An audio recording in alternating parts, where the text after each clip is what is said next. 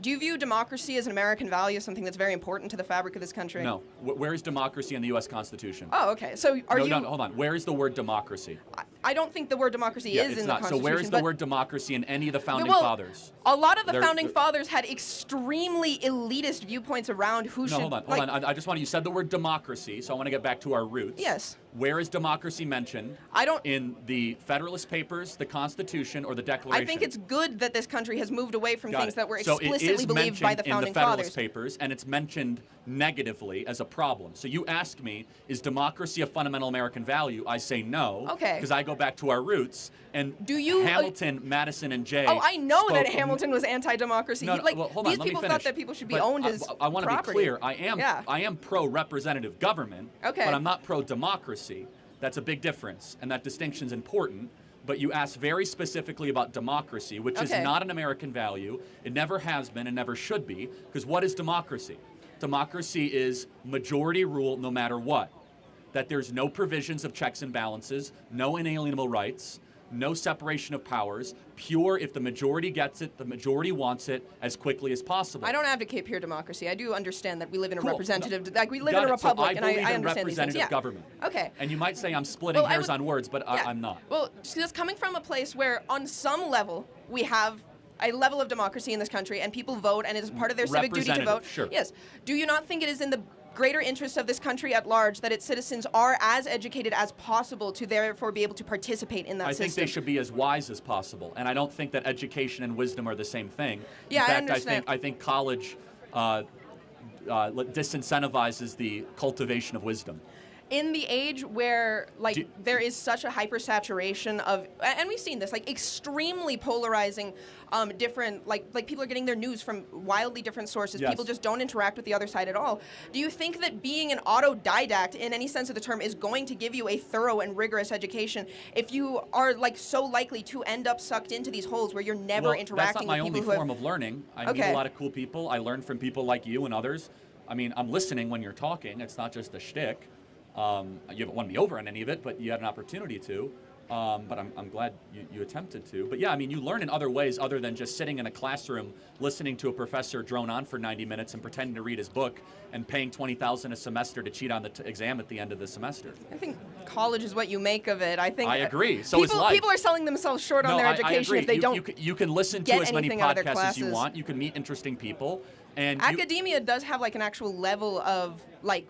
You have to prove that you're worth your salt, at least to have peer-reviewed papers published, which you don't have to do to start a podcast. If you get a PhD, yes, but hold on. So is your contention that I'm not informed or not worldly or not wise? I want to be clear. I'm not making any claims about your specific level of being informed. I'm saying the general rhetoric on the right against education, against higher education specifically. Why do you think it is? Is it because you think we hate smart people, or is it that there's something happening here that we really think is troubling? I think it's much easier to control people who are less educated. See, now you're a conspiracy theorist. So, no, it's... Anti-intellectualism is a hallmark of fascism. Do you think we're against higher education because it largely has created an ungrateful, unprepared generation that goes into the American body politic and does not share the core American values of freedom of speech, gratitude for our founding, consent of the governed? In fact, it's hyper-radical.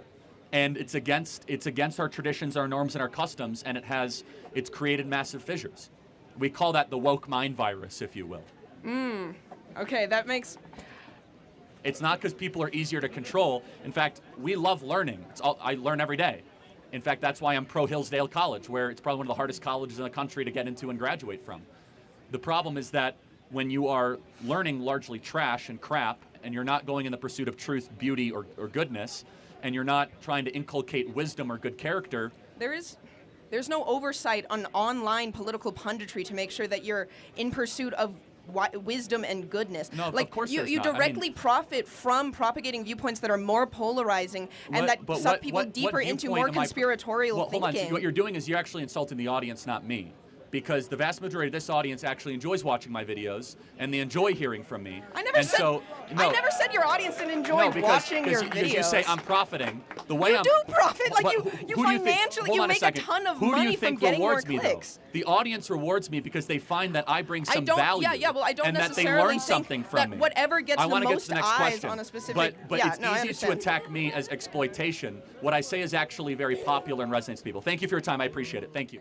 Hi, Charlie Kirk. I would like to debate you on your claim that democracy is not an American value. Okay. I mean, it's a very technical argument, but yes. Okay, well, I say it is an American value because it's established in our Constitution, and it creates elections in Article 1, Section 2 of our Constitution for Congress, and we're a democracy. We have democratic values. Again, this is a semantic argument, but an important one. And so where does the word democracy appear in the Constitution? Its definition appears in the Constitution. But the word does not. Why does that matter? Hold on. As I say, it's a semantic argument. So therefore, in the Federalist Papers, which I'm guessing you are familiar with, right? Madison, Hamilton, and Jay wrote it as an explainer of the Constitution. When was democracy mentioned, and how was it presented? It's mentioned in our Constitution. Okay, well, it's not though. The word is not. So what you're talking about is representative government, which of course we have. However, democracy is something completely different. Democracy, as was talked about in the Federalist Papers, was talked very negatively. Our own founders spoke negatively about democracy in our Federalist Papers. The authors of the Constitution went negative. You might say, but Charlie, we have elections. Of course we do. So what is the difference between democracy and a constitutional republic? There are big differences. In a democracy, the majority always wins with almost no breaks and no slowdowns of a check and balance system to protect freedoms and liberties. In a constitutional republic, the government starts with certain truth claims that are transcendent and irrefutable. Life, liberty, pursuit of happiness. The government is here to promote the general welfare, things of this nature. A democracy does not usually have the same kind of separation of powers. A true, actual democracy. Yeah, we're not a pure democracy. Right, but the word itself is not in any of our founding documents, and it was actually talked about negatively. But the idea that we're not a democracy is ridiculous. We're not, we still vote. But that's not the attribute. Like I said, that's representative government. It's a constitutional republic. You're thinking way too simple about this. You got to go deeper. And I'm not trying to pick on you. I'm just saying you got to broaden your horizon. Not every place that has elections is a democracy. Right, but you also claimed that democracy is a majority rule. Correct. Yeah. Do the presidents and do our politicians not have to win a majority amount of votes? No, they actually don't. They have to win a plurality of the electoral college. The electoral college, but that's not a majority of. No, actually, it's not. Think about it. You're actually not voting. You're voting for people to vote for you in the electoral college. You're actually voting for. No, that's different. That is a Republican. Hold on. A democracy is that you yourself would vote, and there's nothing in the middle. A small r Republican form of government is you vote for people to vote for you. That's what you do with the House, the Senate, and the Electoral College. You actually aren't voting yourself. You're voting for people to go vote for you. The Electoral College gathers to then go cast a vote on your behalf. That's actually not you voting. But that describes a representation, like representatives. Of course, we agree on representative. Right, and that's not a democracy. And we elect these representatives through democracy. No, okay. Again, this is semantics. I encourage you to do more research, man. I don't want to belabor this. It's the Constitution. I don't understand. Do you know what a republic is? Yes. Okay, tell me the difference between a republic and a democracy. So in a republic, you have representatives. And I'm not saying that we aren't both a republic and a democracy. In a democracy, we elect our leaders. In a republic, we elect representatives. So we vote for the representatives. Yeah, so we're a republic. In a democracy, for example, vote. Let me tell you what a democracy looks like. They'd say, hey, today we're going to have an up or down vote on universal health care. Go to the ballot box. That's what a democracy. You vote. Every person will vote on every single issue in a democracy. A lot of ballot referendums, a lot of things of that nature. Now, states can look in more that way.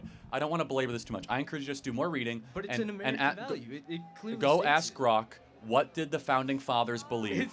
Go to Grok and say, what did the founding fathers say about democracy in the Federalist Papers, and did the word democracy appear in the Constitution? That doesn't matter if democracy is specifically But okay, so then let me ask you, what is democracy? Define it. Democracy is a system or government that's ran by elected leaders. That's not the definition of democracy. It isn't. Thank you very much. It's literally right here. The online definition is a system of government by the whole population. Or whole all the population, eligible. exactly. You're right. I am right. That's And not so what we that's- have. We delegate our authority to elected leaders. And they still have to have a majority. Well, You still actually, need a they- majority of Congress to vote on a bill. No, they don't. We have That's- pluralities. We also you need actually 61% of the vote. In a Republican style of government, things are slower. They are arduous, and you have natural rights that are enshrined that the majority of the people cannot overturn. Thank you very much. I'm not going to keep on going this way. mutually exclusive? They are actually Like, at how are odds they- with one another. Again, this is not a civics course. You got to go do more research, man. This isn't about civics. You this have- is just basic. This is Again, basic. how about this? Go take 5 minutes, come back, and show me where the word democracy is in the Constitution. You can't find it because it doesn't exist. Thank you.